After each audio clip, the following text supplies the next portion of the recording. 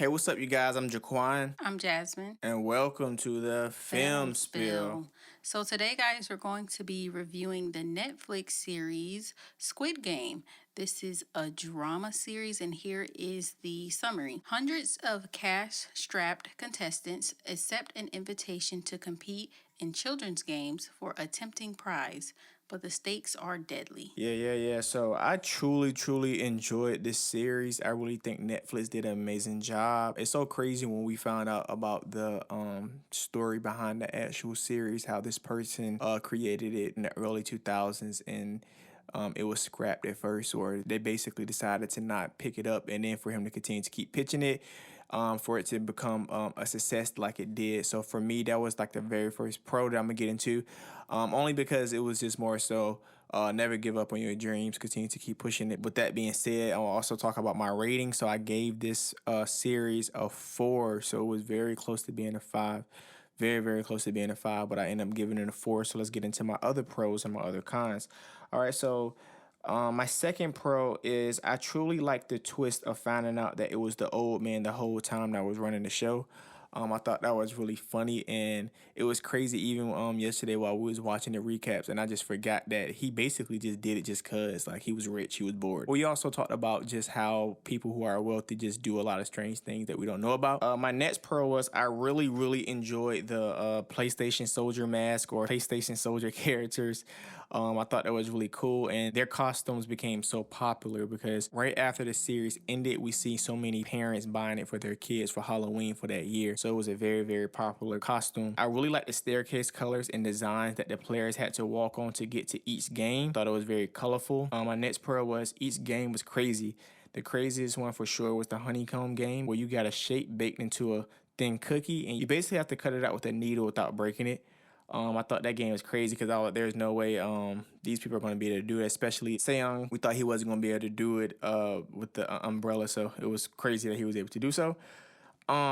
My next pro was whenever the main characters almost lost a tug of war match, they basically got insight from the old man who basically told them to, basically step forward, basically allowing their opponents to fall, and then they just pulled their opponents off of the platform. The next pro was whenever Han Mi, the crazy girl, took Jang Dale, sucked the bad gangster with her, and they both went through the glass and died. I thought that was crazy because it was like a full circle moment.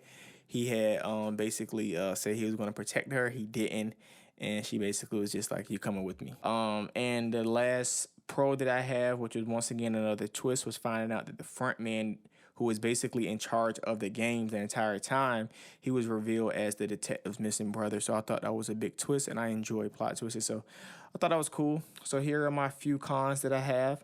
Whenever Seong Jihan decided to not see his daughter in America and instead go back to stop the game, I just thought that was some horrible parenting. Like, I get it. The things that are happening in that game is horrible, but it's just like, at least go spend time with your daughter first, and then maybe that can be what you do when you come back. So yeah. And the next con was when they all decided to go back into the game. So this was during the middle part of the actual series where the actual PlayStation soldiers had told them, hey, y'all can leave, when they had first found out people were dying, and they decided to leave. And then because of society and they were broke and going through stuff, they decided to come back. So it's just like y'all was ready to risk it all for some money. My next con is whenever Cho Sang-woo tricked Ali and took his marbles and he got killed. We both thought that was very sad. And it was just kind of one of those tearjerker moments.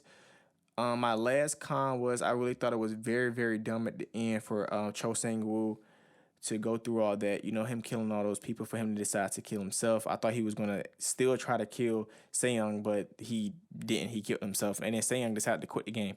But since he killed himself, he still was able to win. So yeah, it was just a lot of crazy weird endings. But other than that, I truly enjoyed the series, and I recommend it. Okay, guys, so I give this series a 3 out of 5. I think Netflix did a really good job with this series.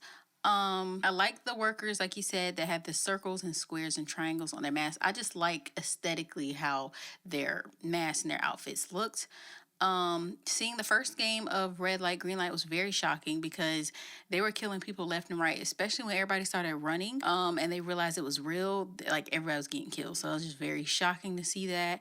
Like he said, when they were able to vote to leave the game and most of them decided to return, I think that was crazy because I understand needing money, but the reality is that only one person can win.